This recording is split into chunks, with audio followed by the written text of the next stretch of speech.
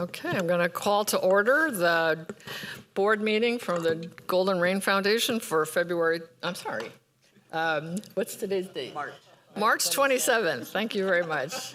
Deborah, could you do a roll call, please? Absolutely. Hamaji. Here. Hines. Here. Topper. Here. Hurt. Here. Bentley. Here. Lee. Blair. Here. Walker. Here. Yang. Here. And Matheson. Here. All right, thank you. Were there any changes to the February minutes from last month? No. Having a date trouble probably today. All right, we'll move that they're approved. And Cindy Silva is joining us by Zoom today. Cindy, are you on Zoom?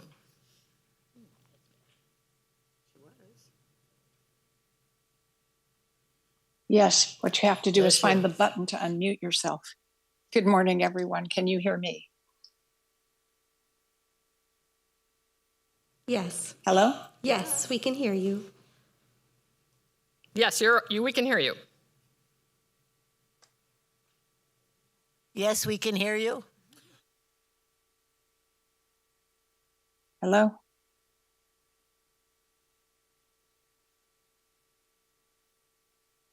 Sound booth, TV, you're muted. Now we can hear you.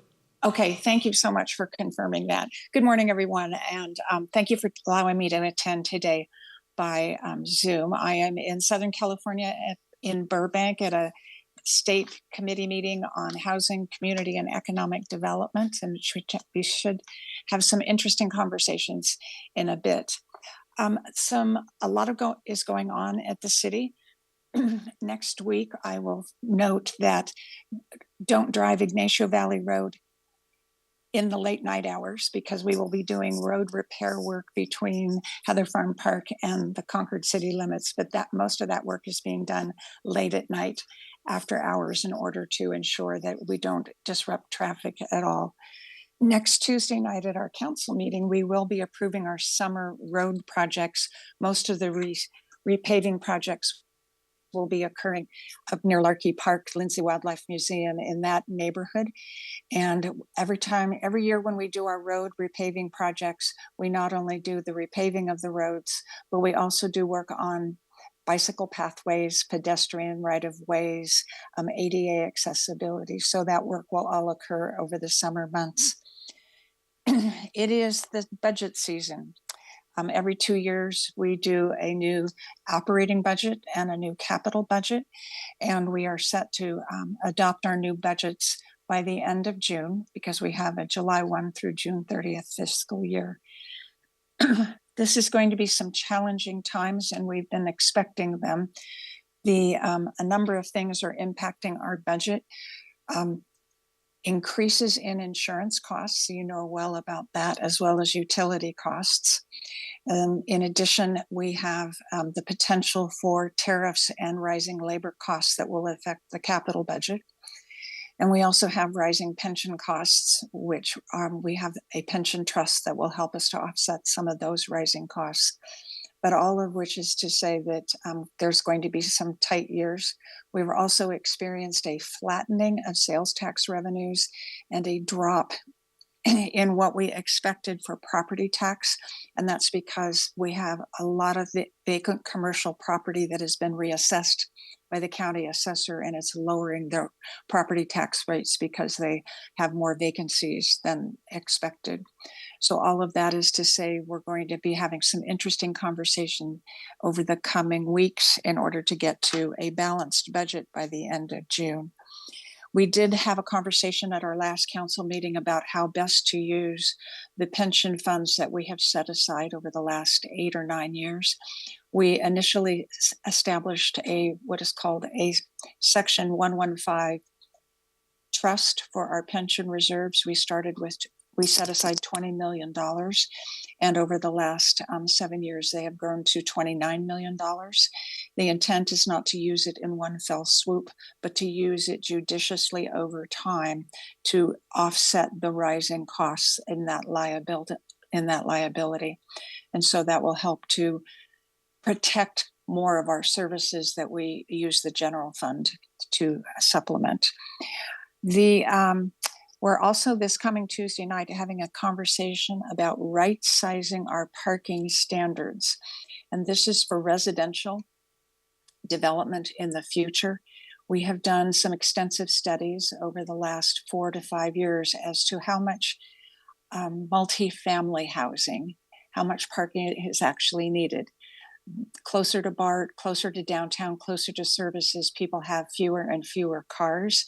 And so we've done an actual study of that, and we are getting the report to us to consider reducing our parking requirement, which helps to reduce the overall cost to develop multifamily housing.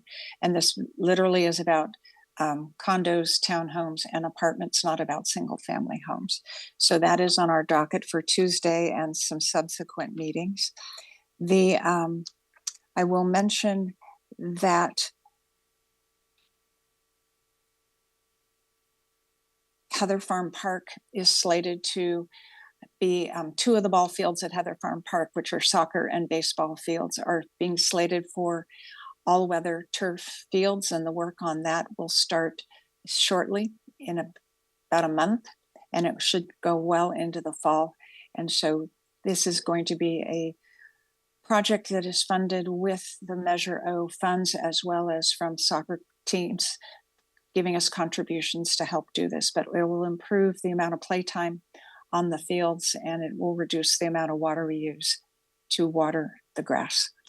And finally, I will mention 2 things. One is that Community Service Day for 2025-2026 is getting a facelift. Rather than do one big event in the fall each year, we are shifting to doing 2 events during 2 seasons. So this coming fall, we will be doing just a large community-wide food drive across neighborhoods and schools and service clubs, etc.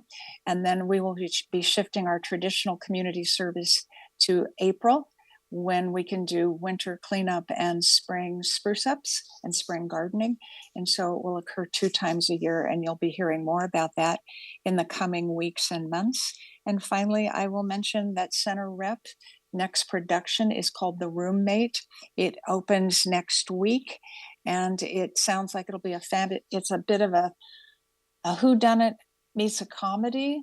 The Odd Couple meets Breaking Bad.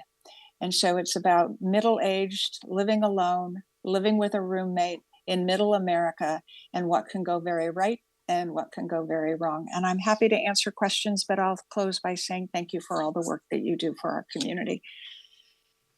Thank you, Cindy. Does anybody have questions? Ted? Hi, Cindy. This is Ted Bentley. Hi, Ted. I can see you, but you can't see me. Okay. The Heather Farms project for the ball fields that you were talking about, is that in conjunction with the overall redoing of Heather Farms? Because I know I know there's a street in between those 2, but right. We're doing them at separate timing because we really don't want to take a 102-acre major regional park and blow it up for 3 to 4 years. So we're doing the ball fields first so that they are done, and then we will be working still on getting the rest of it started.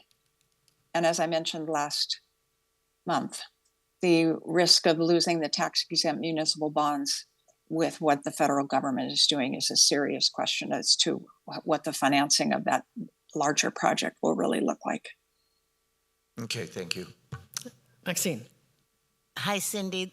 Hi. Would you explain a little further what you mean by reducing the parking spaces? I'm not sure I understood that. And would that affect Rossmore?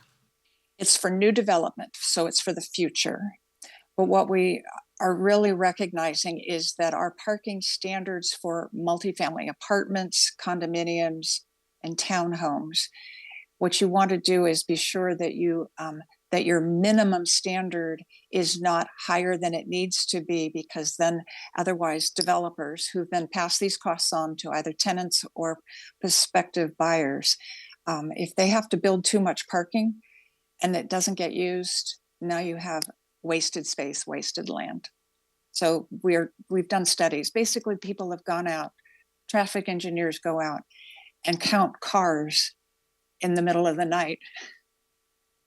And then they juxtapose that information across the number of bedrooms that are in the complex. Thank you. That helps. It's all very scientific, you know. Algorithms, always algorithms. And Dwight has a question? Morning, Cindy. Good morning. So, Cindy, the Walnut Creek Planning Commission is meeting this evening to consider approval of Rossmore's pickleball project. In your opinion, is it valuable to have interested residents attend that meeting? It is always,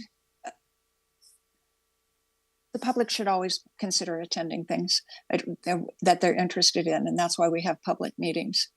And anyone who wishes to speak to the Planning Commission, either pro or con, will have 1 to 2 to 3 minutes, depending on how jam-packed the room is. Okay, thank you. Any other questions for Cindy? Okay, Cindy, thank you very much for your report. We always enjoy hearing about what the city's doing and proposing. Thank you, and we'll talk again. Okay, good, thanks. All right, right now we're going to move on to the financial status report. Is Todd here? Yeah, he is. Come on down, Todd.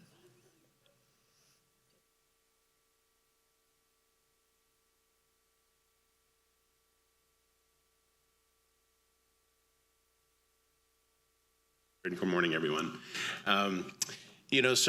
Obviously, similar story to last month. We are in this amazing process of getting NetSuite up and running for the whole community. And, GRF and the actual financials of GRF, as we talked last month, are just a secondary priority to getting the mutuals up and running due to their compliance issues, and really they're our primary customer. That doesn't mean, however, that the eye is not on the ball on GRF, or that we are not taking care of business and paying attention to cash, which I always preach from up here. And then it's just not that we're not paying attention or running the business correctly. So what I wanted to just show real quick today, and also I want to make a couple comments on these bullet points. We talk a lot about the financials, but there's a lot of things that NetSuite encompasses that is not just financial, but super important to the community. Last month, Tom did a deep dive on public safety, very critical to this community. He also did that same presentation this week at the President's Forum. Well, there's a lot of things that are parallel ongoing within the NetSuite implementation. One of those is the public safety integration. And so a lot of people, we haven't talked about this, but all the public safety incidents and cases are now put into NetSuite. Then NetSuite generates an automatic report on that in a PDF, which used to take time for staff, and it's now automated. So there's a lot of efficiencies, a lot more integral processes that are very, very beneficial to this community that will have long-term, consequences in terms of how we just get more efficient and have more resources at our hands. So there's a lot of things that are going along that aren't just necessarily financial, but I think it's important for the board and the community to know that this system is more than just, QuickBooks. It's a lot more than just getting bills paid. It's a comprehensive system for the whole community. Where we are right now in terms of the mutuals, we had to get all the budgets all approved and validated. That's not a small task because we actually, Amanda redid the chart of accounts. So we have one chart of accounts now for the whole enterprise. Validating where those budget numbers, when we loaded them in, fell in that new chart of accounts, but those are all in and budgeted and validated now. Obviously, that budget variance report is part of the 5500 certification, just like we want to look at our budget variance. All the assessment revenues, as we talked about last couple of months, where we had some hiccups in collecting ACH and direct deposits, that is all now fixed and completely integrated, so there's no more issues. We will be pulling the funds on the 10th of April. There was a kind of a historical date of the 6th. However, we had, and Dan will talk about this when he gets up here, we had a very, very successful February in terms of transfer fees and sales. So we are actually doing well this year, and I'll let him go into those numbers. But what that also does, it impacts us getting all those new residents, new vendors, new member records into the system before we pull those direct deposits. We're going to run it on the 10th. I probably will be looking at making this a permanent thing because also some residents have a hard time with their deposits clearing by the 6th. So it might just be a better date change. It wouldn't take away from us working on getting the close done because it's in that month. So they will go out on the 10th this month. So we'll be sending out, I'll send an email out to all the treasurers, everyone, so they can let their communities know, their residents know that it'll be on the 10th. But it is not because it's late, it's just because we had so much to do getting all the new members in, which is a good thing. All of our AP is now current, paying all the bills. You know, we had a little bit of delay just getting caught up in January when we actually flipped the switch. And then we've now shifted it with that budget process, we shifted to GRF, right? So I can also say we finally got our, one of the accountants we lost last year, Bridget, she's been replaced as of 2 weeks ago. So Kat is on our team now as a senior GRF accountant. So she is actually taking Amanda's workload off.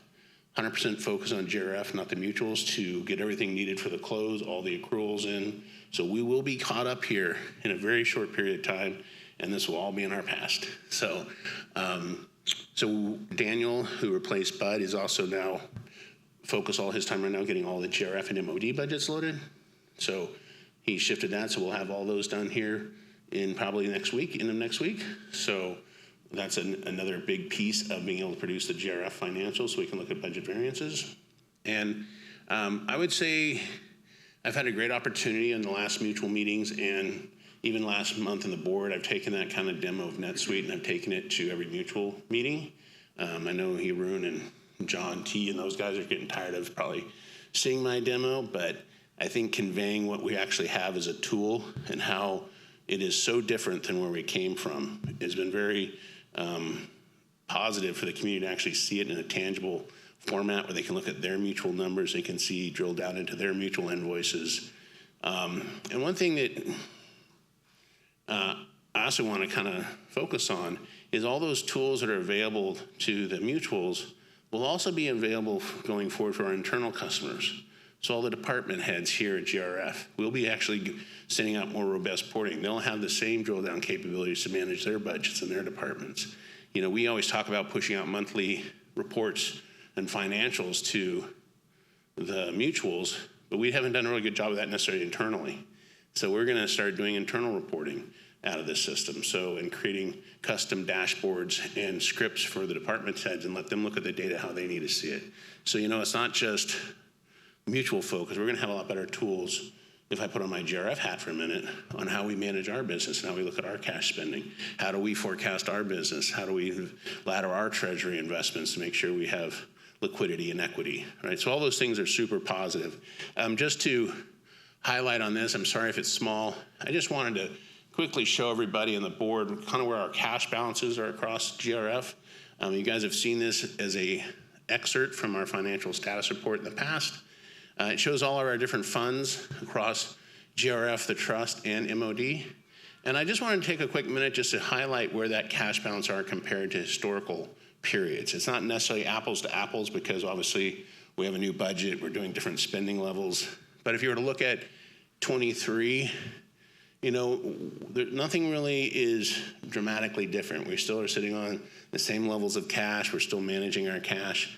I do want to highlight that the insurance, as we all know from a mutual standpoint, that goes out in February, we still have that here in the GRF side. And we pull all those mutual dollars into GRF and we make the payment to Gallagher, right? So if you were to look at 2025 January and you see that big larger swing there, which is in the middle of the page, that's just because of timing on the insurance payment. If you look at where the month fell in 2025, we posted all those payments for January 31st. Weekend, they actually got pulled on February 3rd, right? So the cash left on the 3rd. So that's why there's a difference between the cash balances in January of 24 to 25 is really in that insurance because that payment came out the next month. And if you see the next month on the bottom of the page, we're back to kind of a normal same spot where we are. There's always going to be a shift in MOD cash based on funding of payroll and timing of that payroll funding. So I just want to assure the board we are looking at the cash. Obviously, I know the concerns of getting financials. I want them more than anybody. And our priority is almost ready to shift and get everything up to speed and current with GRF. And We have just three hurdles. Amanda is working on the insurance allocations and the inmate management fee allocations, and then we have just we're fine-tuning the automatic bank recs with City National Bank. Those three things, as soon as those happen, we'll be caught up on the financials for the mutuals through February, and then we'll be on track for March quarterly and be on time going forward. So really a lot happening. Nothing to get everyone nervous about. Like I said, I'm very bullish on where we're going and the tools we'll have, and it's around the corner. So, questions? Any questions for Todd? Dwight? So Todd, please pass along our thanks to your staff for their perseverance and dedication in this monumental conversion process. But here's my question. Yeah. When can we expect year-end 2024 GRF financials and current 2024? Yeah, I think with Kat's on board and how I'm seeing everything she's doing, Dwight, I think we're probably I would like to have all that here for next month's meeting. And if not, I mean, obviously, if I can issue them sooner, I will. Awesome. Thank you. Yeah. Any other questions? I wondered if you could just speak a little bit about how NetSuite helps with seasonality and how that impacts budget planning. Sure. Yeah, I think, it's one of the great things about NetSuite is, I think we've talked about this a little bit. I view budgeting as it's not a process that happens in August. It's a process that should happen all year round, right? And so as we've started to input seasonality, Leanne, into the system, like on utilities and things like that, as we move forward and build the 2026 budget, we're just going to get better and better because NetSuite has so much more analytical capability and our budgeting tool Workday connects seamlessly with that. We actually have the ability to go back and look at either timing of payments, right? So any GL category or code, we can see how those payments flowed out. And then more importantly, on the mutual side too, we're going to be able to move around those reserve dollars and actually work with the building team to say, when we actually, just kind of like what Ann does on the capital, there's a cash piece to it, and then there's the budget piece. And the budget piece in some ways really needs to almost be not, it's when the invoices come in, right? So there is that mind shift between cash and accrual. And as more as we can align the budget on a cash basis, which is what seasonality is, it'll be better. And so we're going to have a lot more tools to look at our data. If you remember, when we went through our budget workshops, one of the big question was, okay, here's January through February of last year, and we kind of then doubled it, right? It wasn't very scientific, or didn't really have a really detailed process or assumption. This year, we're going to kind of go through and really have context to the assumptions of what that year-end forecast number looks at. And we're going to start forecasting year-end every month. So we're going to have this new, when we talked about it's kind of funny on the agenda, we've always had forecast, right? Well, we're going to actually start having that and actually looking at where we expect to come the year in, right? So we can start talking to, are we going to have a surplus? We're not going to have a surplus. We're going to do a better job of forecasting that. So then when we actually get to the budgeting process, we're already going to be halfway there, right? So really different kind of process in some ways. Okay, so you think we're going to be able to use that in September? Yeah, we're implementing it right now. Okay, and is it a work in progress? Like, do you have to mold it as you go year to year kind of thing? Or? I think we fine tune it year to year. I mean, I think that we obviously are looking at timing of this year's actual detailed transactions compared to just more summary trial balances from past years. So as we move forward every year going forward, we're going to have better and better data, granular data to use. And that's when we can start using some of the built-in AI tools to actually look at those line items and actually kind of project that seasonality. So it's going to continue to just get more and more robust. This year, we're going to do a much better job of actually having a year-end forecast to go off of, right? And being able to dig a little deeper than we did. Yeah. Thank you for that. Any other questions for Todd? All right, thank you very much. Okay, we'll go on to the general manager's report. Jeff, can you give us your report? Yeah, good morning, everybody. So this month, I wanted to take a minute and just acknowledge not just the volunteers, but really show some appreciation for the community and their patience in working through a lot of changes that have been thrown at the clubs and the committees over the last year, 18 months. Change is always challenging to deal with. And when you're volunteering to organize a club and put on events and do all the things you normally do, when you have to add in layers of change on top of that, that can add another layer of challenge. This past year to 18 months, we've had to do a lot of upgrades to our systems, and I believe those have been really valuable. What the Recreation Department and under Ann's leadership, what has been done has made the process better, and it will continue to evolve, but it does take a bit of patience with folks to work with that. There's been the room reservation changes, ABC challenges, and then other things like the demonstration policy and the political columns that the committees have worked through all create a little bit of disruption. And, the clubs, the committees, the board, the staff, that's what makes this community. So I wanted to take a minute just to acknowledge that people are going through a lot to implement those changes and learn about those and work through the process. So thank you to everybody for doing that. The other thing I wanted to do, though, is offer, it's always valuable to hear from clubs, from residents, when they are dealing with situations that they're getting frustrated with or the process is not working for them.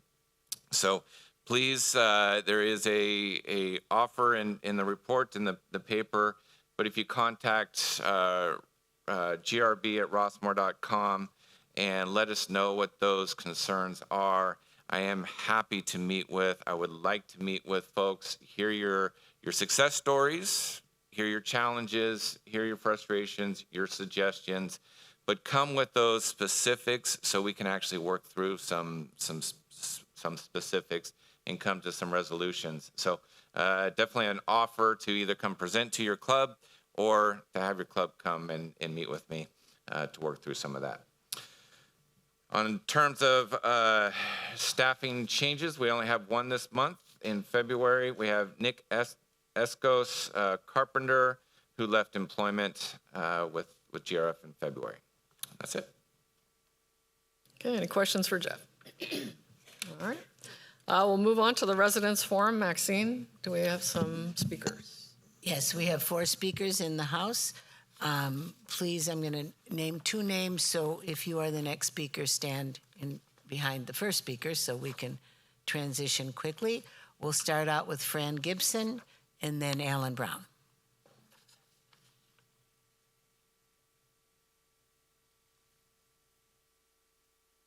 I am Fran Gibson, 4503 Terra Granada Drive, 3B, and I'm here to praise Jeff Matheson this morning. Jeff, I read through carefully your wonderful weekly report as our general manager on what is going on in Golden Rain Foundation. And I want to thank you in your report this week in the Rossmore News of giving a shout out to EPO. Our shareholders in the work we do is Golden Rain Foundation, and we could not be successful without your support. And I want to thank you and praise you for that. Thank you, Jeff.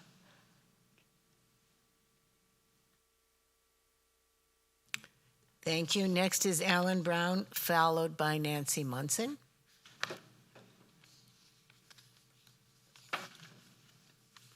Good morning. My name is Alan Brown. I live at 1824 Stanley Dollar Drive. And the reason I'm speaking to you this morning is because I've been shunted off to you by accounting as well as our mutual advisor. I will be attending the Mutual 3 meeting on the 14th of April to also bring this problem to their attention. But we've had a number of serious issues with the elevator at our building at 1824. And as you can see, I've got a cane and I have difficulty, if at all, being able to walk upstairs. We live on the 2nd floor. We also have a third floor where people are having difficulty getting to without the elevator. Our elevator has been broken 4 times in the last 3 months, most of the time for at least a day, sometimes for 2 days. My wife was trapped in the elevator for 30 minutes last Friday. I was trapped in the elevator on Tuesday, day before yesterday, for 35 minutes. I don't know if we have to pay for the fire department coming to rescue us, but they had to come and rescue each of us on those occasions. I'm wondering if there's any compensation that's due to us for the stress and the inconvenience that we've experienced, but hopefully our mutual coupon bill can go down a couple of $100 for this month as a result. I don't know, but I thought I'd bring that to your attention. If there's any questions, I'll accept any that you have. Otherwise, I will be, as I said, attending the mutual meeting and bringing this up as well. But the elevator is a distinct problem that has to be addressed, whether you do it. MOD is incapable of doing it. I am sorry, that is time. Beg your pardon. All right, any questions? Ellen, we can't respond to you right now, but we probably will be in touch later. Thank you very much for your attention. Thank you. Nancy Munson is next, followed by M.D. Rose. Good morning. M.D., can you go stand next to Nancy? Oh. So you'll be ready.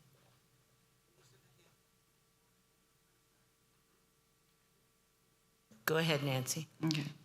Good morning. My name is Nancy Munson, and I live at 3223 Rossmore Parkway, Unit Number 2.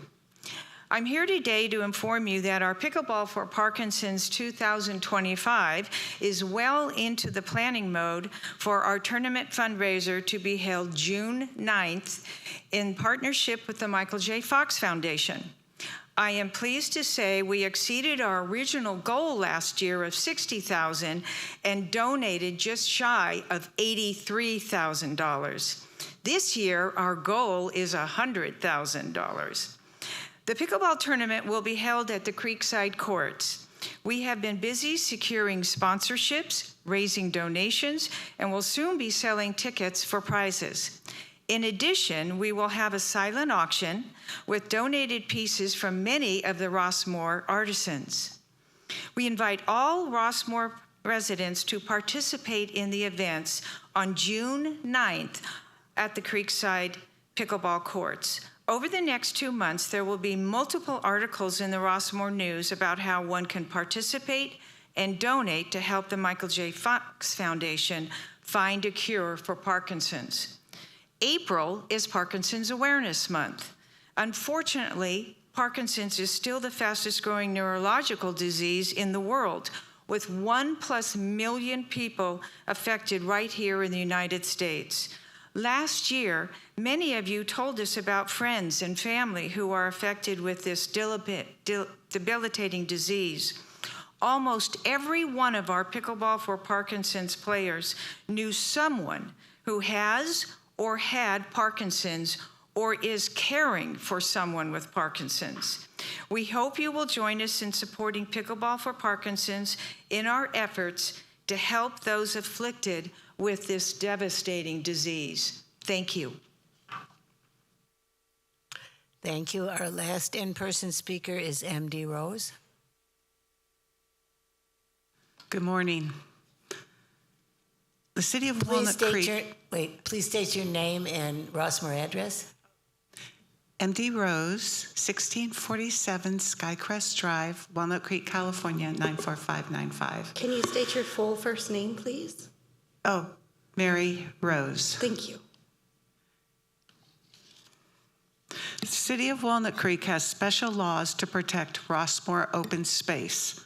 These laws have been ignored and not complied with. I gave you all a package showing you the laws and showing you the open space ordinances. The city's own Rossmore-specific zoning ordinance conditions of the Rossmore residential area show different land use categories. One's open space, one's clubhouse, and one's residential.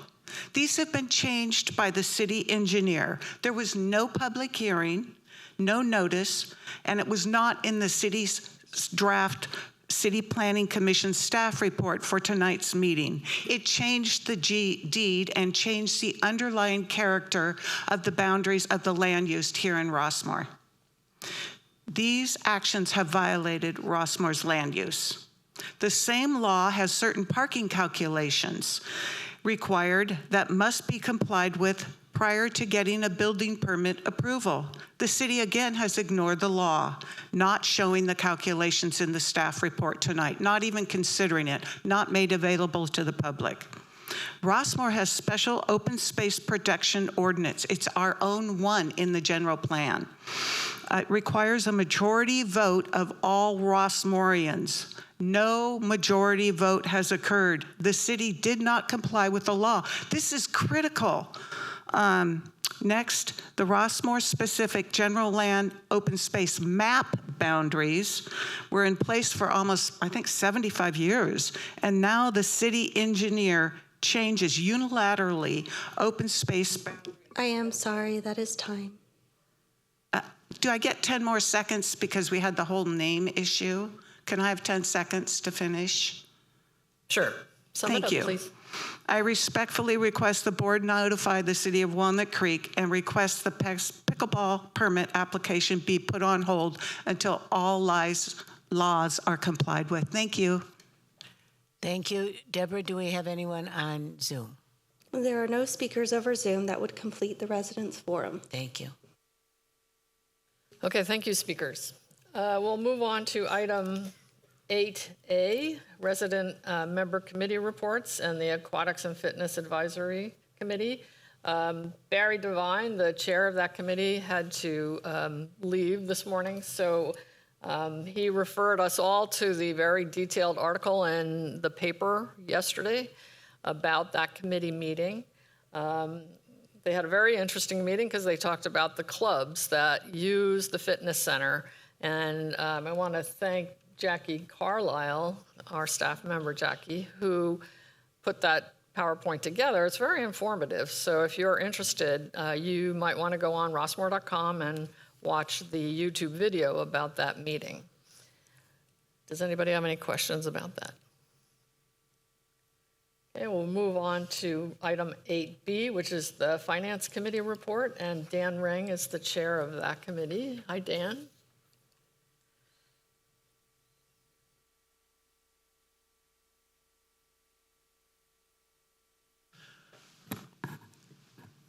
Good morning.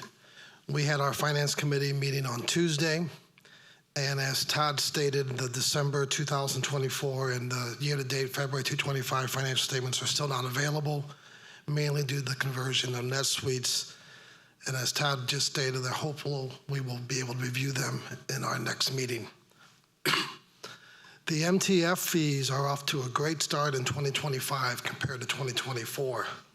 2025 units in revenue are $54,000 and $769,500 compared to $37,000 and $493,500 respectively through February. Not sure why, don't really care. It's just great to see that it's increase. And hopefully it's a trend that continues for the remainder of 2025. The committee had 3 different new business items in front of them.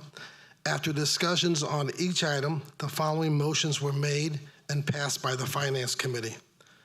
A motion was made and seconded to recommend to the GRF board to issue a request for proposals for consulting services related to capital financial planning.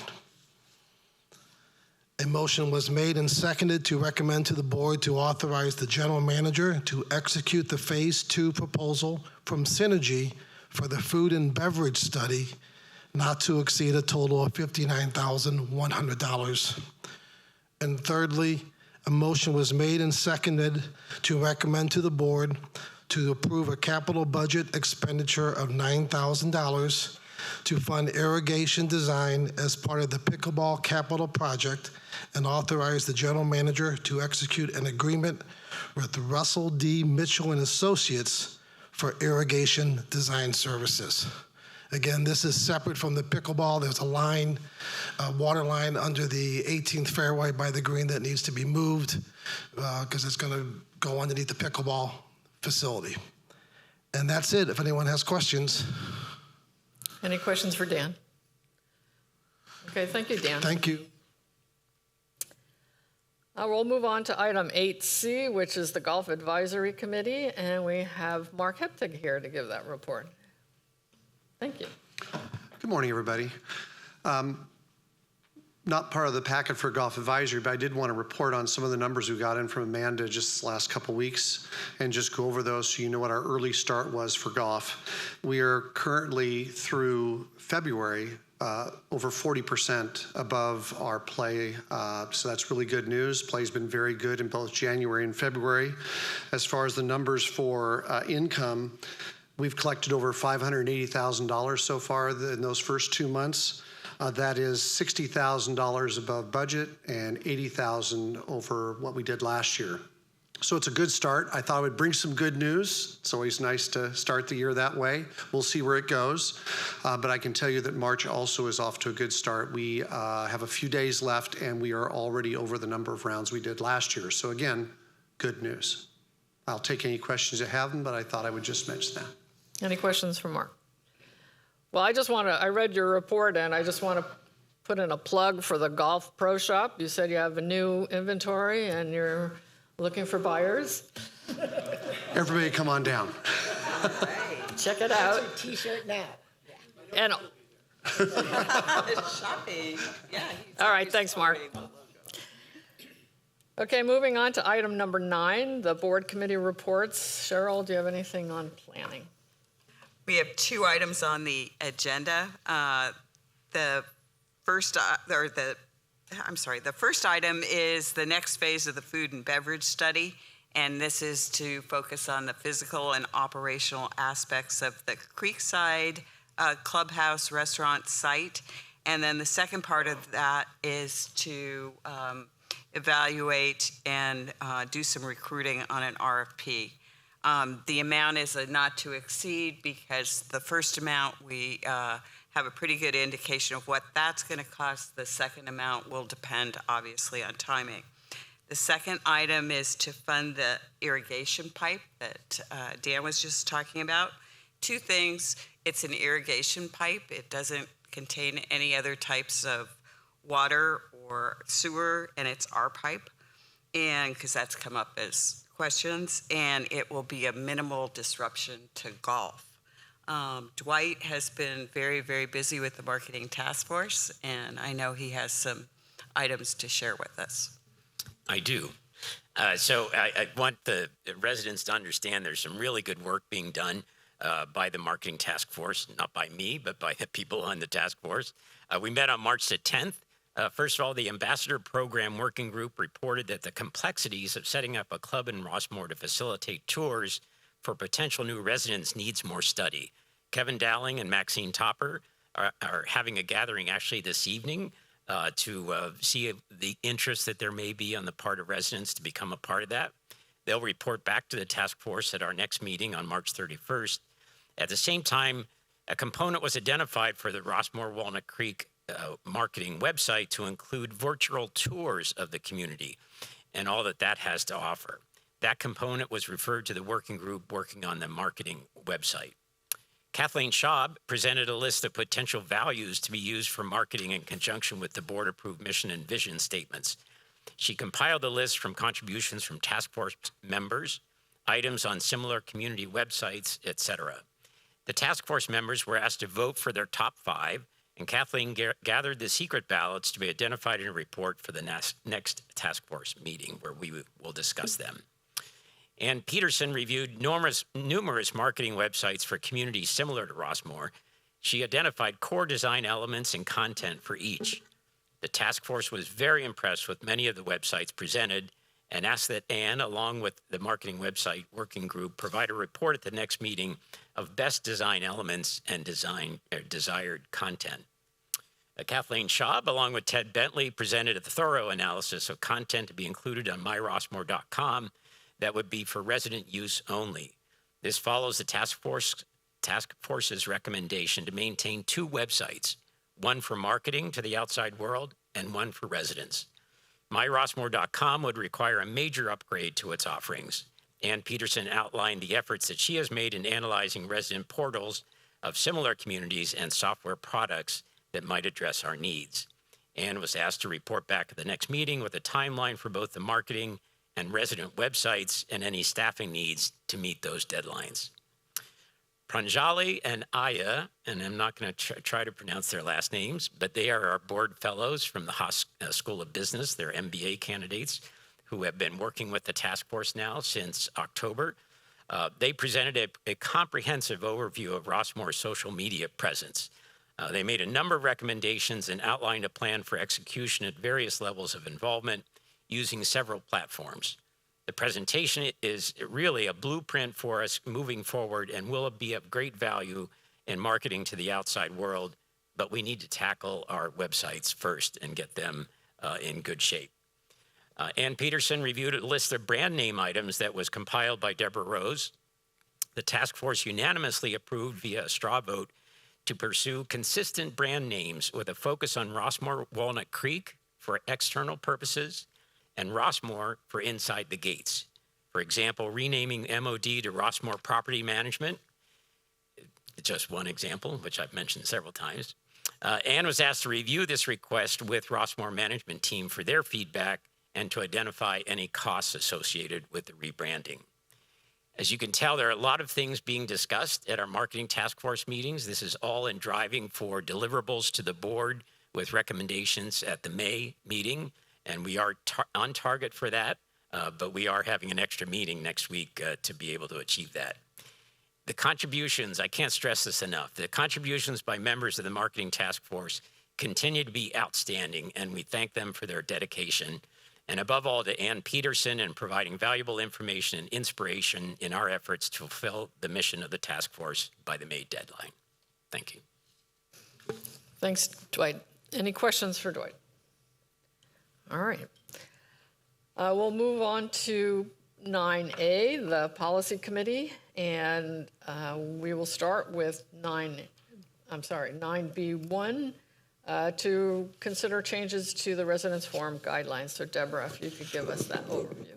Absolutely. So at this March 10th, the Policy Committee met to discuss the current Resident Forum guidelines and the Resident Forum slips that residents complete before speaking for both the GRF board and its advisory committees. They wanted to revise email submissions by representations of others.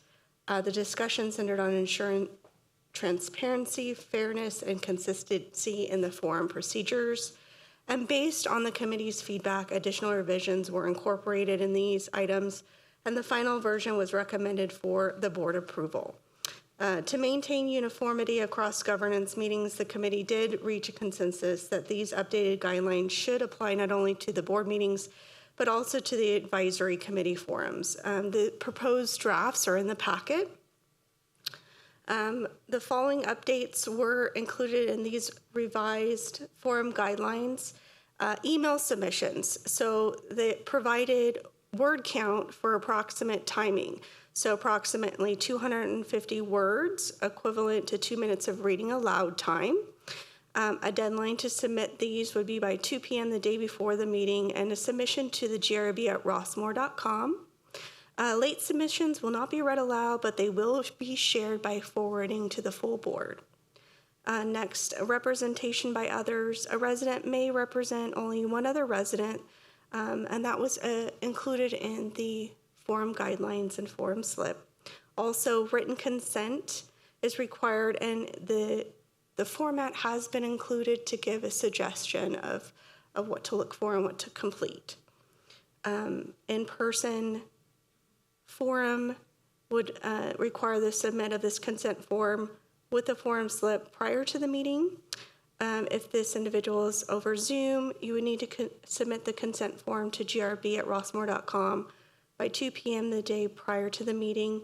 This new format would require the representation to gain the topic and signature of the resident and submit it on the form and get it over to us by email. And additionally, to assist with all of this process, the committee and its wise request wanted to emphasize the importance of accessibility by ensuring that these revised forum guidelines and forms were available on rossmore.com and instructions be included and submitted for the reader. The committee also recommends a news article to run for several months introducing these new guidelines and access location. And I just wanted to let you know, formality-wise, since this is an administrative housekeeping item, it does not require 2 community readings. Instead, a consensus of approval at today's meeting will allow the revised guidelines to move forward for implementation. Any questions?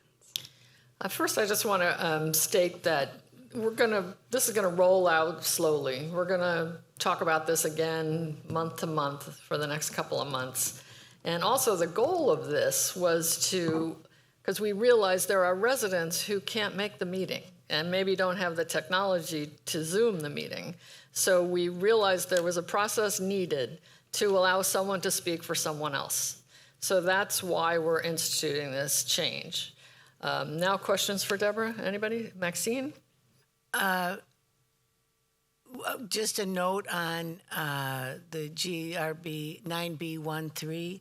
On the old form, it says to speak, submit this form to board secretary. That's not on the new form. And people often walk around saying, what do I do with this? So you might want to add that.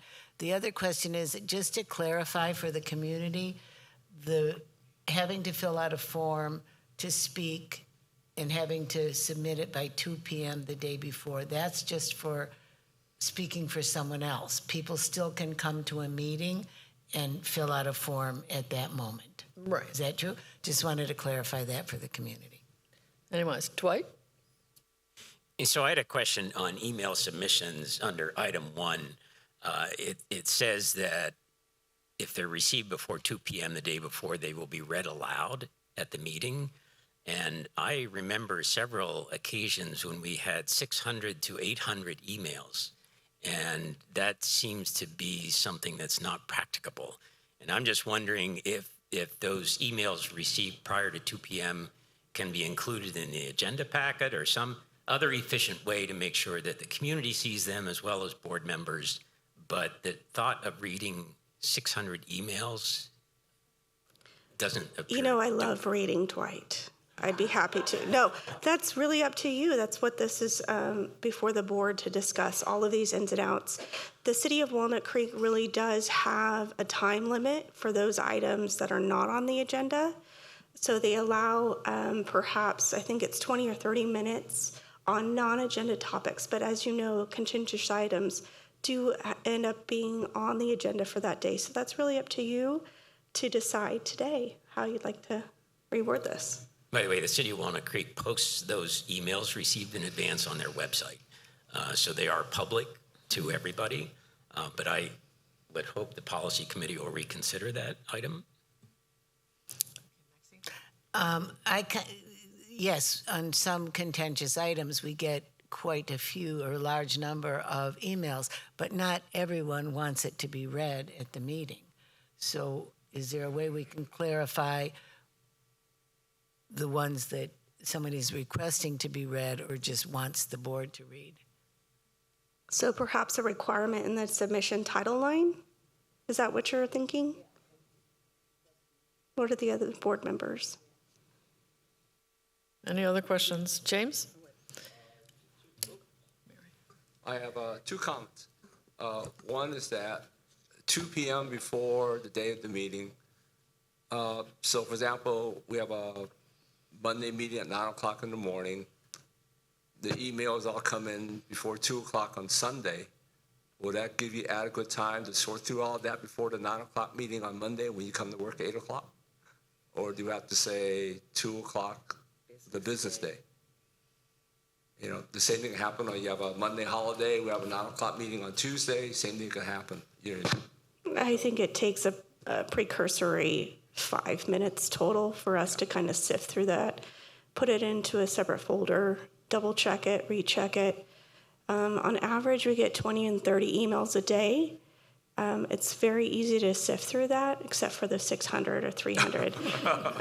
And those are contentious items, and they're very clearly written in the titles. But yes, I think it's all very doable with that time. Okay, yeah, I was just concerned, you know, with your busy schedules, I want to make sure that there's adequate time to do I that. appreciate you, James. Yes, we'll have a full hour prior to the start. A second comment, Mike. I would like to make a suggestion on modifying attachment 9B16, I believe, the advisory committee form slip. The slip that we're going to use for the board meeting. Okay, board meetings, we have resident speakers, it's broadcast on Zoom, it's recorded, it's rebroadcast on YouTube. So we're asking speakers to give their consent that's okay to record the likeness, record the voices for the rebroadcast. The advisory committees are similar to board meetings. We have resident speakers, it's recorded, it's rebroadcast, blah, blah, blah, blah. But in the form for the advisory committees, we don't ask for consent. So should we basically take the board consent form and just replace the word board to advisory committee so that two forms are consistent? Yeah, that's a really good point. Excuse me, with regard to the getting of the forms, the accessibility of the resident forum guideline, and will be available online, where in addition is that form available, and shouldn't that wording be included in the policy? You can get it online, but not everybody gets their forms online. Is it accessible in other ways? So are you suggesting a clarification in addition to the online forum that perhaps maybe the GRF board office? I'm suggesting that that the place that a person can get that form be identified in addition to the online access. I don't know where it is available right now. Okay, I'll add that. Thank you. Did you have a comment? Yeah, that was. Okay, so we don't. Quick suggestion to Maxine's point. When we do letters to the editor in the paper for our residents forum, in the email slug line, it has to say letters to the editor. So if you want to be able to help Deborah quickly sort through emails, what's just for you to view versus what goes for residents forum, just have them put it in the actual subject line of the email. Okay. Okay, so Deborah, are you comfortable with the changes we just presented? Absolutely, completely doable. I can do that on my own. Did you want to re-review these at the next meeting, or do you want me to move forward, or how would you like to do that? Do you want it through policy or just back to the board? I think just back to the board. No, Dwight says no. No? You want to do it policy? All right. Okay. So precursory to policy and then back to the board. Will do. All right, thank you for your help, Deborah. Okay, then we're going to move on to item 9B2, which is a first reading regarding the table tennis schedule. So Ann Matola, could you give us that review? Yes, so the board of the Rossmore Table Tennis Club, or TTC, that's how I'll refer to it because it's a long name. They reached out probably in December wanting to see if we could consider a rule change to the hours of use at the table tennis facility. So the last time this rule came before the board was in 2014. And since that time, they've had a really big increase in membership. They were about 307 members at that time. They're at 452. They're all residents, I believe with the exception of one, and they tend to be honorary people, people that used to live here and moved out of Rossmore. In And so also what's happened is since the time of the rule use, change has happened. And so there are some things which are just outside of the use. For instance, they are using the facility on Sundays. And if you look at the current policy, we're closed on Sundays. So there's been kind of this morphing of use of the facility. So we definitely want to clear that up. And it's something operationally we can support. But the other part of it was trying to change the use a bit from the way it occurs now. So if you were to look at the policy now, for most of the hours where there's club use, there's also open play. So the two distinctions are club use, that's when members of RTTC can come with their guests and play, and open play is any GRF member, so any resident can come in with their guests. Some of the issues with that is that when the club members are playing, there's a little bit of a different decorum, different protocol for club play, and at times it conflicts. But also what's happening is you do have a lot of the club members that are using, like most clubs, during the day is when you have a lot of the high use. So the idea was, could we reflect it and separate it and have clear hours for club members and then the remainder of the time for open play? And so when you look at the proportion of hours, it has changed. But again, it's pretty much reflecting the play. And if you were to look at the sign-in sheets, and the club does do sign-in sheets, and now mind you, it's an honor system, but the majority of the people that are signing in with less than 1% are club members. But the request is to kind of preserve this so that they can really kind of create the club rules during the club time and have a better harmonious environment for play. So the other things I do want to mention, this really doesn't, it could be restrictive. They're $15 a year dues. But this club, regardless of if you're a member or not, they do provide some equipment that are available to all GRF members. And so if people were suddenly thinking, oh, this is really prohibitive, I really would encourage them to support this club because they really are a good partner and stewards of this facility. So that $15 per year, it includes access to free lessons, but it also does provide the balls, and they have these robots that kind of do the tossing out the balls. So if you just want to practice by yourself, you can do that. And they also do work really closely with the custodial team, and they're kind of on monitor and let us know when more than regular maintenance needs to occur. So I'm happy to answer any questions about the proposed rule change. I'm just curious why it's closed on Sundays. I have no idea why it was done that way, and I checked with Avi, our custodial manager, to see if it was operational.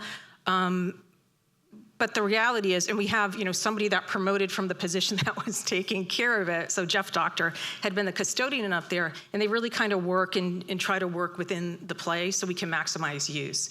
It's typically not that type of facility that needs a complete shutdown.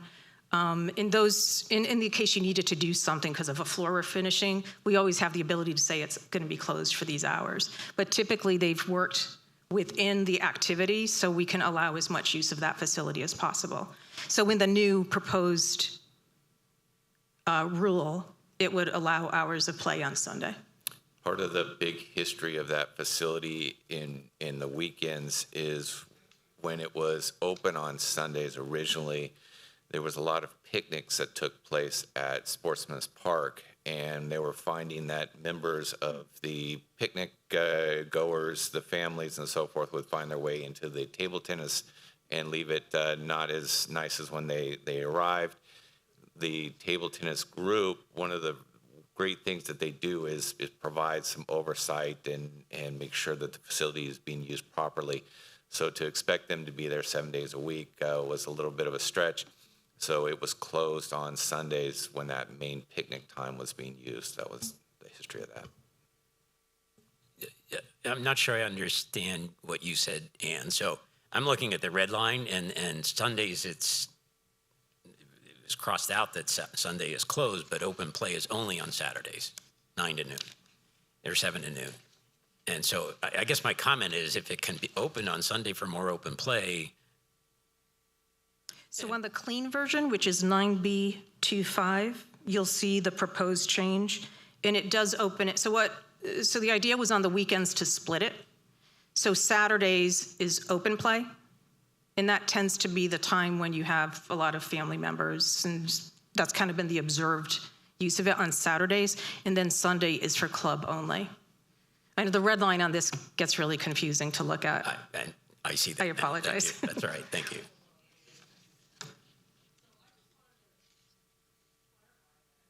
These changes are very similar to open play schedules for other sporting arenas, right? It's just the way they've organized it. It seems very similar, like tennis, pickleball. Mm-hmm. Yeah, it's really consistent. And I also should say that any of the exclusive use amenities, they're different based on the culture of each of the different spaces. And I'm including in that like some of the shops, right? Because there are a couple of shops which also are limited because of nature of the equipment that's there and whatnot. So every one of these exclusive uses has a different character, and they're trying to be thoughtful in representing the uniqueness of each one. Okay. Any other questions for Ann? Roy? I have a concern. If we have a lot of guests from outside, should we consider certain kind of financial charges? Because golf course, we have two different categories. And ping pong ball, table tennis, we probably should consider the similar, collection of certain fees. Because no matter what, there are some well-in-tools that we have to build with. And for residents, it's one story. But for non-residents, should we consider about something? Do you want to address that, Jeff? So our current policy is that residents can bring guests and use GRF amenities, whether it is the table tennis, the picnic grounds, the pools, the fitness center. They have to accompany their guests when they're utilizing those. And there are some different restrictions, but it's under the guest use policy. Right now, we don't have fees associated with table tennis. There are limited facilities that we can charge fees for, golf being one of them because of its very unique nature. But for our other amenities, they are open to residents and their guests when they're being accompanied by a member. Okay, James. Just quick clarification. On Sundays, you open 8 to 5, but for members, for the club members, but on Saturdays, you only open from 7 to 12 for open. So reason why we close at 12 on Saturdays? We were doing that just so we actually wanted to preserve a little bit of time where we know we could rotate in the custodians. I want to say with the floors, they tend to get a little scuffed, especially if non-residents go in there, they'll wear street shoes instead of the appropriate shoes. And so it kind of preserves that we always have that if we start getting this kind of cadence of play in there. Because it was dark in the original one, it was dark a day and a half. And so this one just leaves us half a day. Much better. Any other changes? Okay, this is the first reading, so we'll see it on the agenda again in April. Thank you, Ann. Thank you. We're going to move on to, we have no unfinished business, so we're going to move on to new business. 11A is the approval of a Caltrans grant, or the necessary procedure for the Caltrans grant. And Kelsey Klima, if you could give us that overview, please. Okay. So I have the update for our Title VI program, which is essential for our FTA Section 5310 grant. And this grant funds 6 of our 11 buses that support our transportation service. So some background on this. GRF applied for this grant in 2019. And in 2020, we were awarded the funds to purchase 6 buses. And one of the conditions of receiving this grant is that it must be updated every few years. So what exactly is Title VI? Title VI of the Civil Rights Act of 1964 ensures that our buses are provided in a way that is free from discrimination based on race, ethnicity, or national origin. So essentially, it ensures that our transportation service is provided to the residents regardless of their background. And the Title VI program requires an update every few years. And so this version that you have today has been updated to reflect the current population and demographics of this community as well as the surrounding community. And why this is important is because adopting the program is crucial for us to remain in compliance with the grant and to retain the fleet that allows us to keep the transportation department going.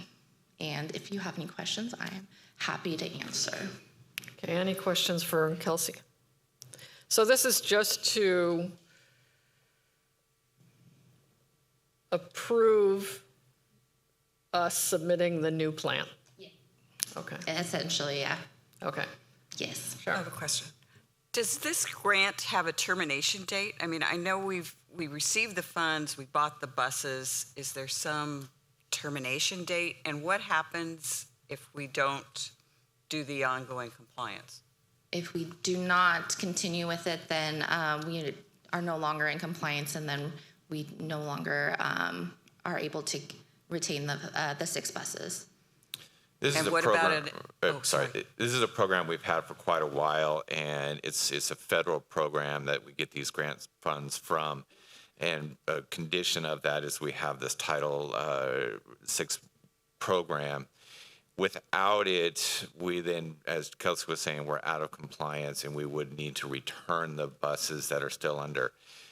What happens is under the 5310 federal program is after so many years, I believe it's 7 years and so many miles on the bus, then they become eligible for replacement if you get additional funding, or you can then sell them, which we've done in the past as well. We've auctioned them off.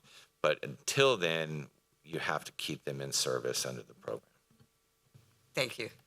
Okay, any other questions?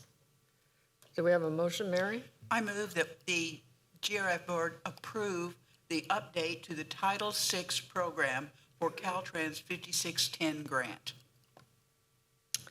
Okay, is there a second? Carol seconds it. Any further discussion? Okay, Deborah, could you do a roll call, please? Yes. Hamachi? Yes? Hines? Yes. Topper? Yes. Hurt? Yes. Bentley? Yes. Lee? Yes. Lair? Yes. Walker? Yes. And Yang? Yes. It's unanimous. Thanks, Kelsey. Okay, we're going to move on to 11B, which is a discussion about our capital consultant idea. Jeff, could you give us that overview? Yes. Back in 2022, this community went through a very extensive process in order to prepare and adopt a facilities master plan. There was a lot of outreach and review of our capital needs, of major projects, as well as a recognition of ongoing upkeep and maintenance of our existing facilities. As part of that program, we did do some financial analysis. We had some spreadsheets that were developed and processed that looked at our main source of revenue for our capital, our membership transfer fee.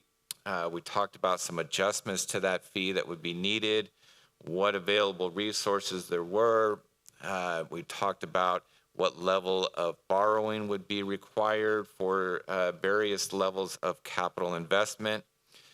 Based on that, some priorities were developed, including the main project over the next 10 years being replacement of MOD.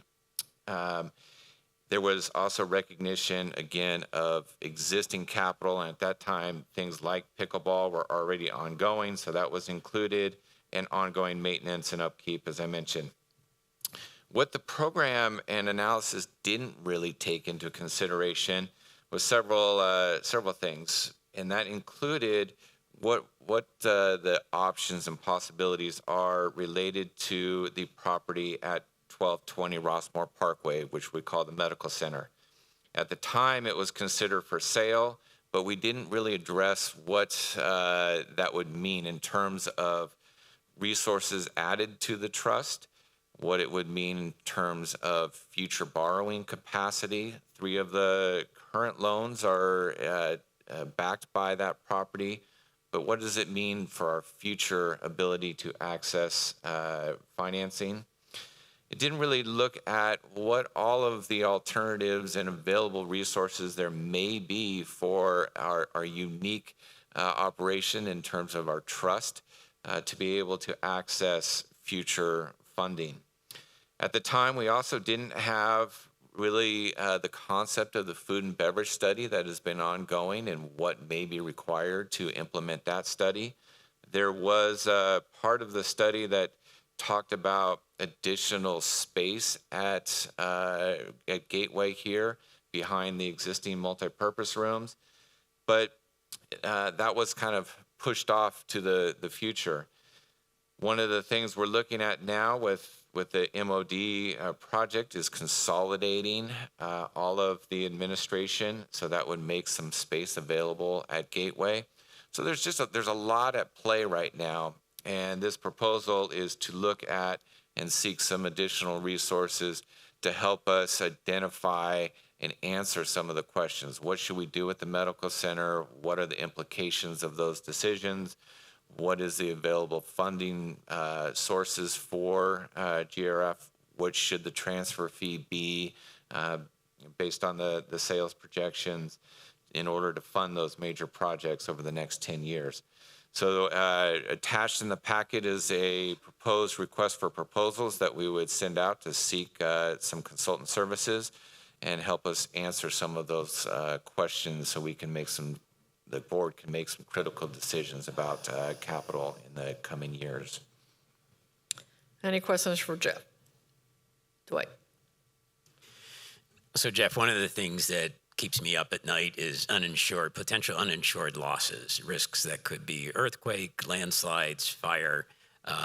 Will that be a part of the analysis that they will look at if there is funding needed for that in the future? Exactly. So if we do need access to funding, whether it's for a catastrophic event or any other event, if we do sell the medical center, if we retain it, if in either case, what is the access for GRF to get the needed resources in those events? Maxine. Just a quick question of clarification for the community. Often we're asked, why do we need so many consultants about all these things when we have a finance committee? Could you just clarify that yet again? Thank you, because I know that question comes up a lot. Yeah, we use consultants for a lot of different things. I mean, we have our staff very knowledgeable in a variety of areas, but we use consultants to provide specific areas of a resource, whether it is the food and beverage, where that is where their area of expertise is, it can help guide the committee and the board, or whether it is something like this, where they can bring specific resources that we don't currently have in-house. We sometimes use resident advisory committees, such as the task force such as the marketing task force for specific areas. But there are many areas where that model doesn't work. We need outside resources to guide the committees. Mary. Jeff, wouldn't you also say that using outside consultants provides a more objective approach to understanding things rather than having someone with self-interest, maybe someone very qualified, express opinions? It's a key component to it, certainly, and also it's those that are currently engaged in the profession have current resources, but they can look at it very objectively. Like you mentioned, they don't have a specific interest at play, so it is certainly one of the factors. Roy, go ahead. Looking for RFP means that there's a period of time. And also, I feel personally, we have some urgent things that we need to be solved. And I bring things not completely. We have a fire exit study need to be done very quickly to be solved. We have a lot of erosion studies. We have a wide of concrete well damage. This time, we're not talking about capital projects. We're talking about the consultant. But those are used from the member transfer fees. And that's more urgent to our safeties in these communities. And the consultant for RFP, I think, should be left for the new board because there's no urgency. Thank you. Jeff, I had a question about one of the deliverables. It was regarding the membership transfer fee under number 2 under background scope. And in the Finance Committee meeting, there was a discussion about linking the membership transfer fee to construction inflationary figures. And I wondered if the consultant was going to look at that, or if we should guide them to do that. So I think there's a number of factors that you could take into consideration, inflation within the construction industry. That was an interesting comment in regards to, yes, our fee has gone up, but it hasn't kept up with the pace of inflation within the construction industry. So looking at factors like that, looking at what it is our overall capital project needs are for funding. So there's a number of factors that they'll take into consideration, and we will definitely guide them through that. Maxine? There was also a question at the Finance Committee about looking at the process of people who aren't obligated to pay the transfer fee. Is that something consultants could look at, or is that something internally that we need to address? That would not be part of this this study. I believe we're going to bring back an item to the Finance Committee to do an overview of all of the exceptions for the membership transfer fee that people can qualify for. That's been studied significantly, and so we'll bring that back. So one of the things sitting on the Planning Committee and going through now several years of this is how interrelated a lot of these different facets of these different projects are. For example, the medical office building, what do we do with that? If we sell it, what are the ramifications? So is the purpose of this study to try to get some clarification on some of those issues so we can better move forward with the whole planning process? That is exactly the purpose. So there's so many things tied together right now. MOD replacement, available to repurpose space at Gateway, the food and beverage study, the medical center, the loans that currently exist, future funding. All of those things are intertwined, and in order to make some decisions on some of these significant projects, we need to have some guidance and be able to answer a lot of the key questions, so that kind of breaks those free and be able to make good decisions. And what type of consultant has the ability to do this kind of capital analysis? So there are definitely quite a few consultants that work in this capital funding realm, especially for nonprofits, for trustees that can help guide us. So there's a pretty broad spectrum of consultants we can access. Todd already has some list of folks that we're beginning to talk to and we'll share the RFP with. Roy, did you? When I was young, taking education, there's one thing, being taught in economics. If we don't have today, we do not have tomorrow. So right now, the GRF board probably is facing a lot of problem here. And RFP is a long-term shot. I don't see why we have to rush to do it now. We can wait for a new board to review it and decide it if it's necessary or something else. I'm sorry, Roy, so you're saying that we shouldn't decide this at this point? Is that what you're saying? Yes, it is very clear. I think we should hold until the new board on, then we decide it, study it, and also review all this, see which one's more important to the community. Are you proposing adding new capital projects to the facilities master plan?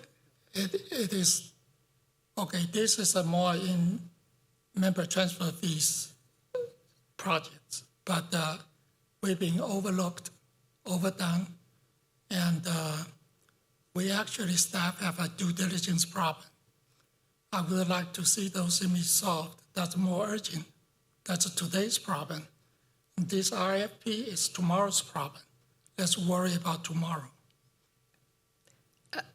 I disagree because I think what we're doing is due diligence. We're going out there and we're collecting information we don't have because we're not experts in capital decisions. And so we're relying on consultants to give us their opinion on various topics so that we have the options to make a sound due diligence decision that's fiscally balanced for our organization. So, and to your point about now versus later, this is going to take some time. So there will be time to evaluate.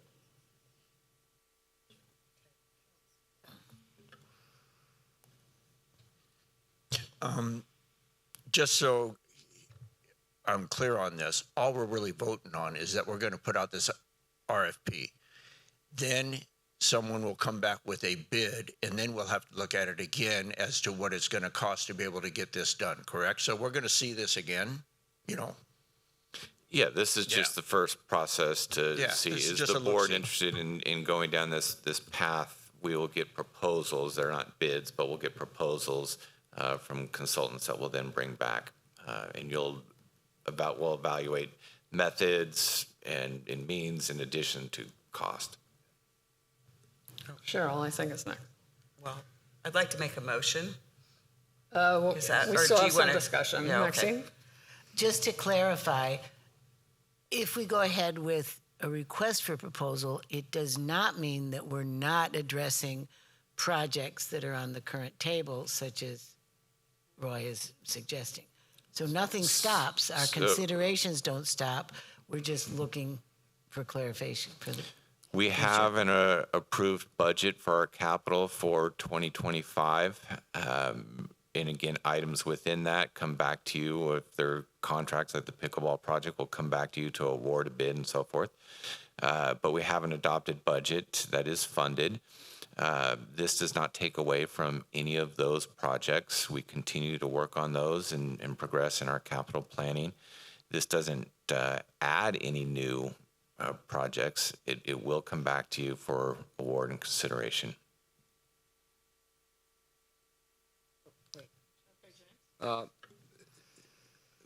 As I understand this, okay, so we go through this process, we get the RFP out, we get the consultant, we hire the consultant, and ultimately, what the consultant will give us is a better understanding of how to manage our capital funds, how to gain capital funds, so we can better manage those to pay for all these different things we need to do.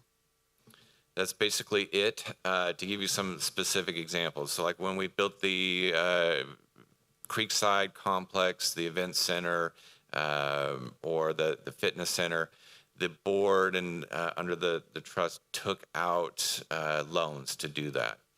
There was one lender, Mechanics Bank, that was really interested in providing that resource because they understood kind of our model of membership transfer fees and where we get our resources. They also looked at our one asset being the medical center outside the gate. No other, we started down a path with Wells Fargo, but once they learned about this is a private community behind gates, the asset of this complex really doesn't have any value to somebody else in case the Golden Rain defaulted. So we were able to continue with Mechanics. As we look at things like potential of utilizing the medical center for office space or selling it, as we look at what are our resources, our access to funds other than traditional bank lending, we want to answer those questions. So the board then can make informed decisions when you go to consider what are we going to do with MOD, with food and bev, with additional projects. How are we going to fund those if we have emergency funds that we need to access? What are the options available? What are the best solutions? What should the membership transfer fee be set at over the next so many years? So it helps with information on all of the options the board has. I'm sorry, Mary and then Roy. Thank you. It would be my understanding that if we send out the RFP and a consultant is chosen, one of the aspects of this would be the consultant would provide us with opinions, not only what to do, but in terms of the timing of when to do it too. So to Roy's concern here, the timing of the expenditures or the lack or the postponing would probably be a part of what the consultant would provide for us. Yeah, I'm a little bit concerned. I think MTF arrangement is not the consultant can tell us what to do. There's a legal aspect that we should respect of it. And so I would like to make sure that is not part of a consultant's job. So they would provide some recommendations. Certainly, the Finance Committee will be reviewing that, and ultimately the board approves any adjustment to the membership transfer fee. Yeah, so just to summarize, we're going to take this information and discuss it among ourselves and then make a decision. The consultant's not going to make any decisions for us. Any other questions? Okay, do we have a motion? We do. I would like to move that we issue a request for proposals for consultant services related to capital financial planning. Not to exceed. I'd like to add one condition. Hang on just a minute. That Leanne just mentioned about. Could I just second that motion? Thank you. Okay, it's second by Dwight, and now we open it up for discussion. Go ahead, Roy.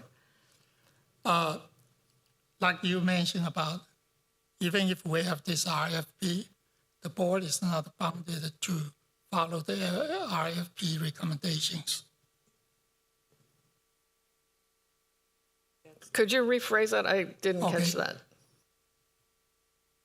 Just like you mentioned a moment ago, this RFP is just a recommendation. The GRF board is not obligated to that recommendation. Just write it into the approval for the proposal. And thank you for making that clarification. No, we are not accepting that as an amendment to the motion. Roy I'm sorry. Yeah, I didn't hear that about the motion. Okay. We can't add it to the motion, but. So you have a proposed amendment to the motion, so it would go to the original. Okay, Cheryl, do you accept the amendment to the motion? No, I don't. Okay. Maxine. Do we also have to put in, or do we have to put in about not One to moment, exceed? point of order. Ms. Parliamentarian here. Anytime there's an amendment to a motion, there has to be a seconder to the motion of the amended to the original motion. So I have to ask the second also? No. Someone has to second Roy's request to amend the motion. So he's placed an amendment, an insertion of that sentence.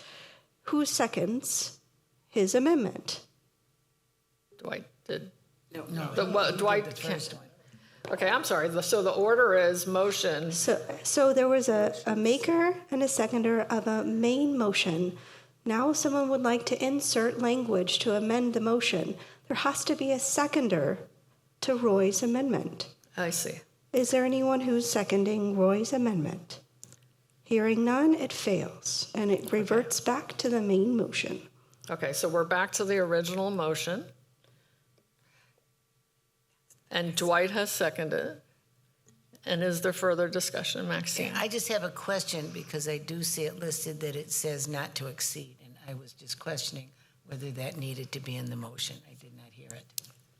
That is that was a different item. That's a different That's C. item. Oh. That's the next one. Well, then I take all that back. It's okay, Maxine. It's confusing. It is. We're all confused. Sorry about that. Roll call, Deborah. Certainly. So this is for the main motion.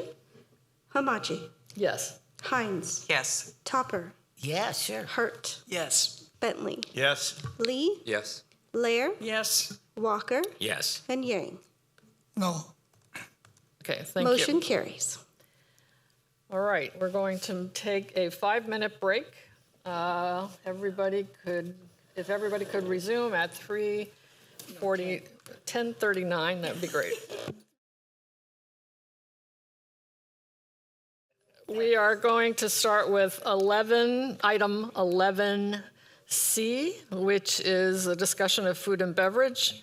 And Ann Matola is already ready. Thank you. Yeah. Sorry about that. Great. So the item before you is to consider a capital budget expenditure of not to exceed $59,100 for the next phase of work with Synergy, who's been our food consultant guiding us through our food and beverage study. We're actually closing out that process, and we'll have the final report in April.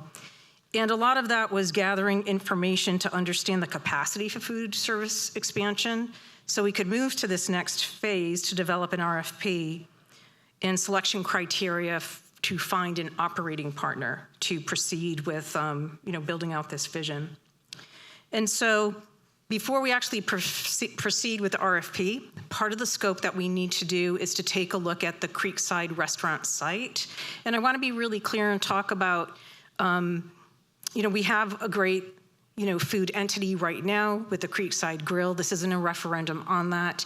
What it really is doing is assessing the physical site and then the user experience. This isn't a critique of Creekside Grill, but a user experience, and that has to do with what is the experience of that particular model compared to some of the things that were identified in the food study and the types of models that perhaps we want to proceed with. And we need all of that information so then we can put it into an RFP to identify an operating partner. And what will be different as we move forward, relationship-wise, compared to what's there, no one's here, what's there today, is we currently have a lease with a restaurant operator, and pretty much we give them space to run their business. In an operating agreement, what it does, it allows us to work collaboratively on the business financial model as well as the service delivery, the food delivery. And so we're pretty excited to be moving into that type of it'll be a pretty significant dynamic shift. So the proposal as it's written, which is attached to your packet, Synergy was kind enough to divide it up into the development of the RFP process, which is a little more than $19,000. And then the remaining funding is a not to exceed, because that's to help us actually with recruiting potential operators to participate in this selection process by submitting a proposal and helping us do the backgrounds on them, vet them out, until we actually identify someone. And the reason that part is a little bit nebulous and we have the not to exceed, in talking with this company that does this work a lot, you don't want to say we want to get this person selected in a month. I mean, we know we like to do things very expeditiously here, but you want to make sure that you allow time to get the right partner. And so if it takes us a month, it certainly wouldn't be the full expenditure of the $59,000. But if we need that time, we've built that in as a not to exceed. Additionally, in the capital budget, even though funding hasn't been approved, we earmarked in that budget for 2025 $200,000 for this project. So this would be paid out of the capital budget. I'm happy to answer any questions. Any questions for Ann? Dwight? Well, to address one of Roy's thoughts before about if we don't take care of today, there is no tomorrow. And to me, this is a huge part of what we're talking about here. This could be the biggest enhancement of a Rossmore amenity in years. And it's great that we're taking a step back to look at, we already looked at what the residents want, and now it's a process of how do we achieve that in the most expeditious and budget-conscious way to take care of our residents and enhance an amenity.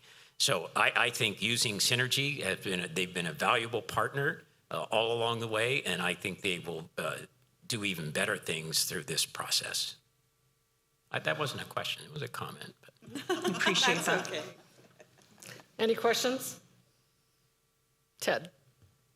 So during our first study, they identified needs for other food service places around.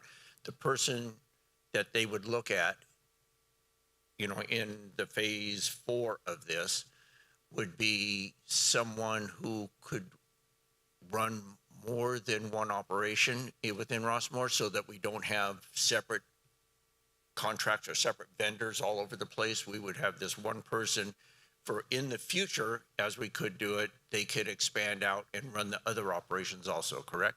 Exactly. I mean, based on what they evaluated, that capacity part, given the size of our market, that would be the best business model for somebody coming in. We don't want to have people competing in this smaller market, but one operating partner could really build a good business. We need somebody with an entrepreneurial spirit that really wants to build it with us.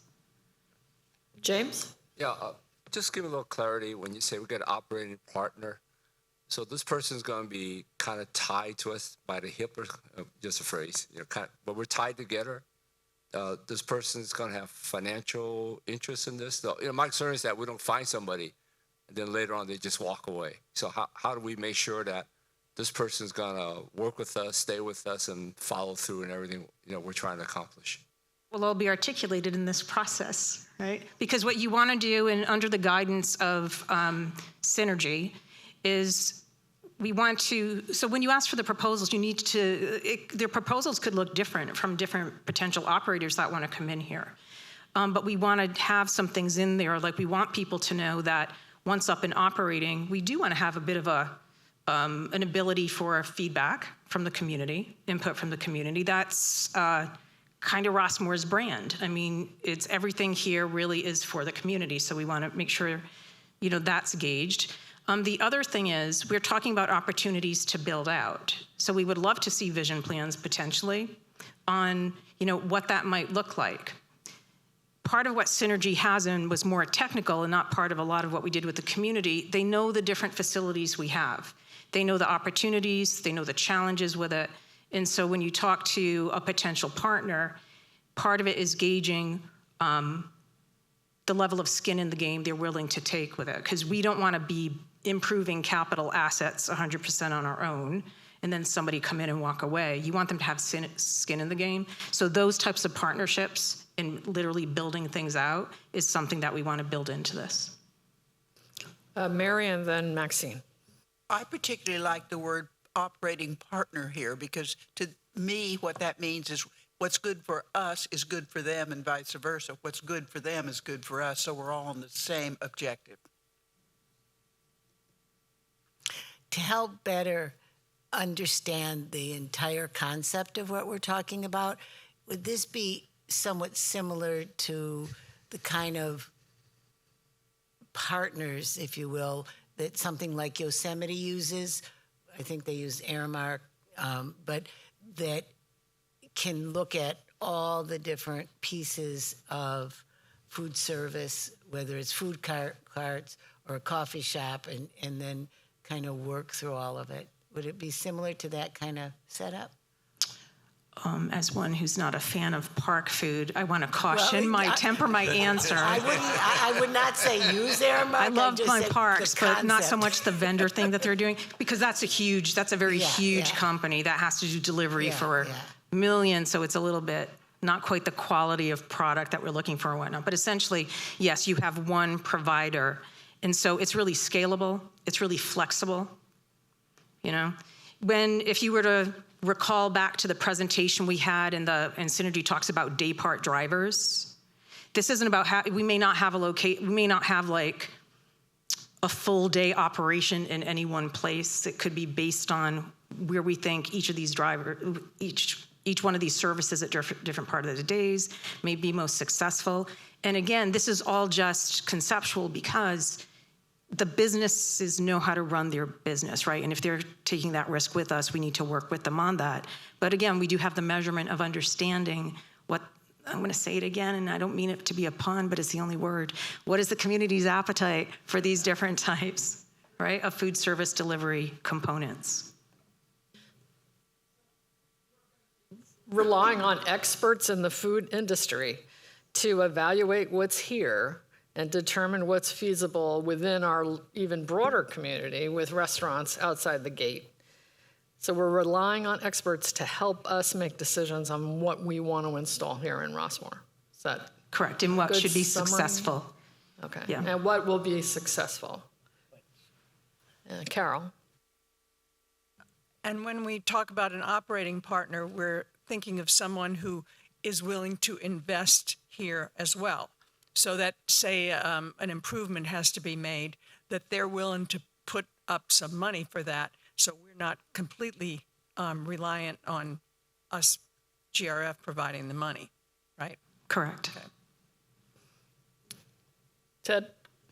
I'd like to make a motion to approve a capital budget expenditure not to exceed Thank you, Ted. $59,100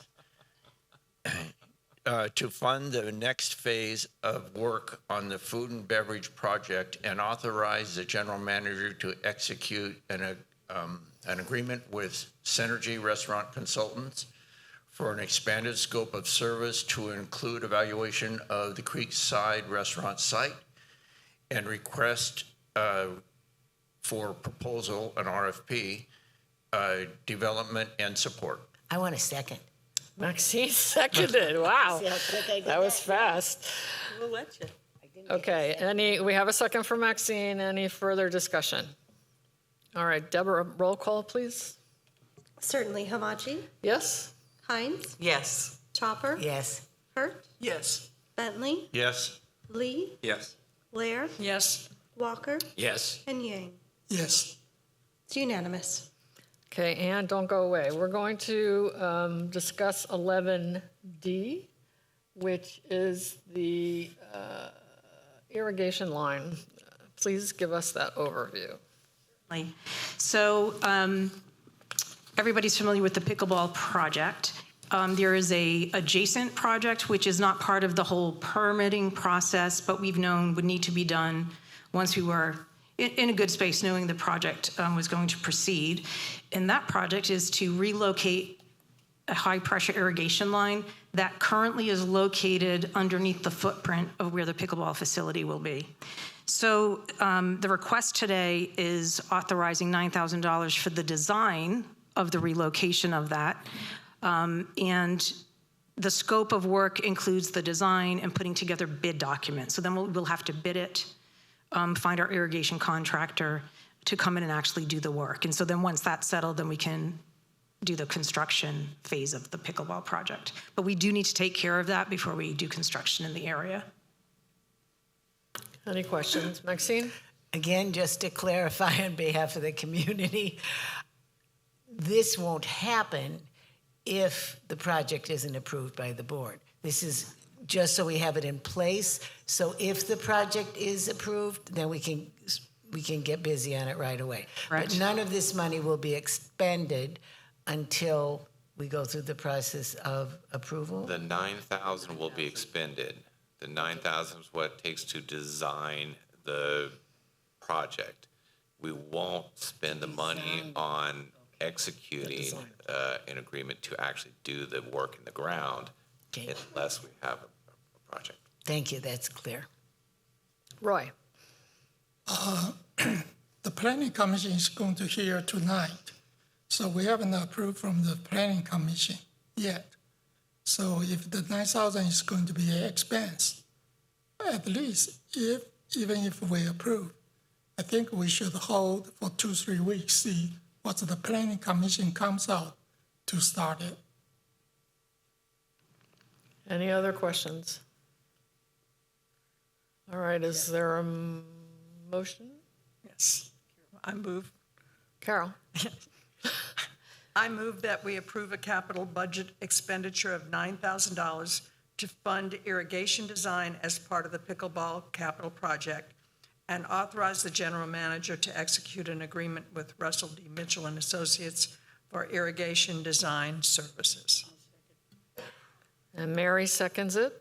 Any further discussion? Okay, roll call, please, Deborah. Oh, I'm sorry, Roy. I have been mentioned at least wait for 2-3 weeks after Planning Commission tonight. Okay. Any other discussion? Roll call, please, Deborah.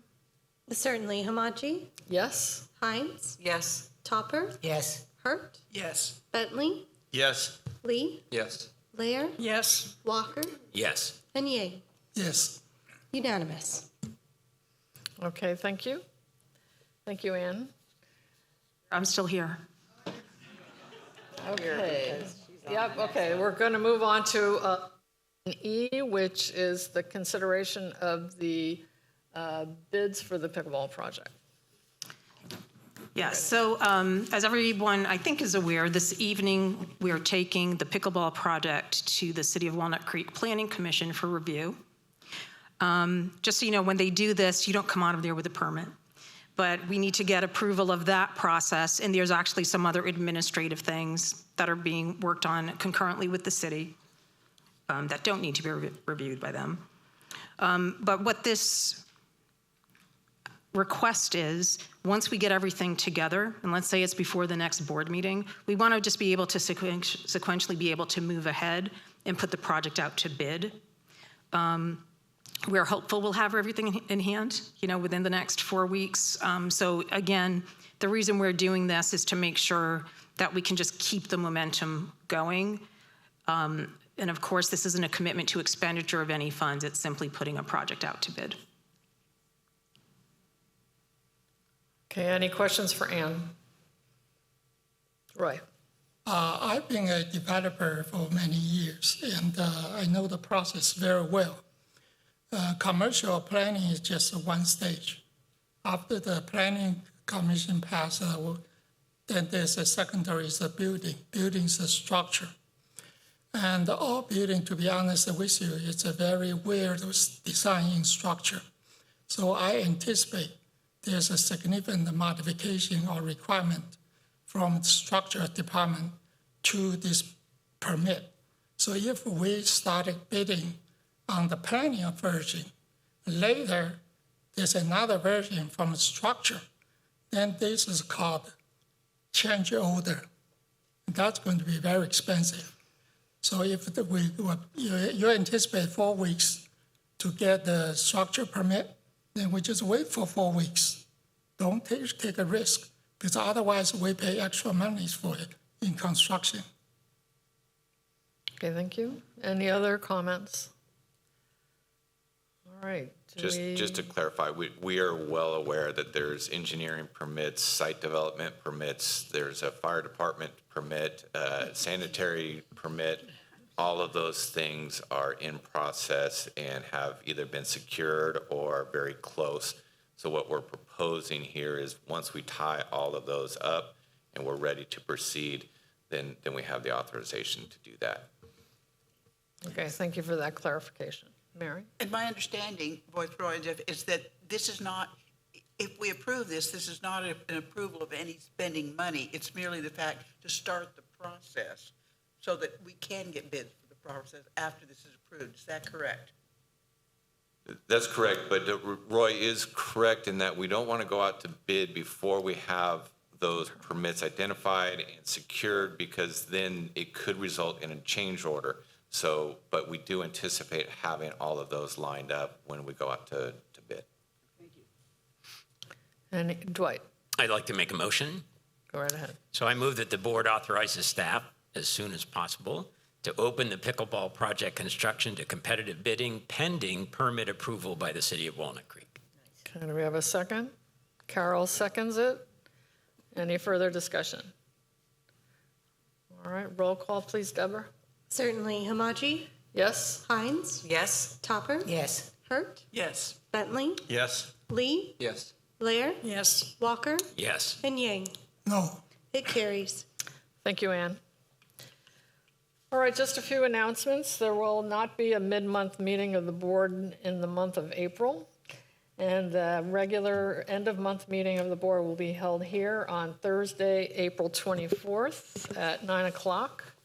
And I just want to add a little note to today's discussions. We had a lot of heavy topics today, and there was some discussion here, but a lot of the discussion took place during the committee meetings.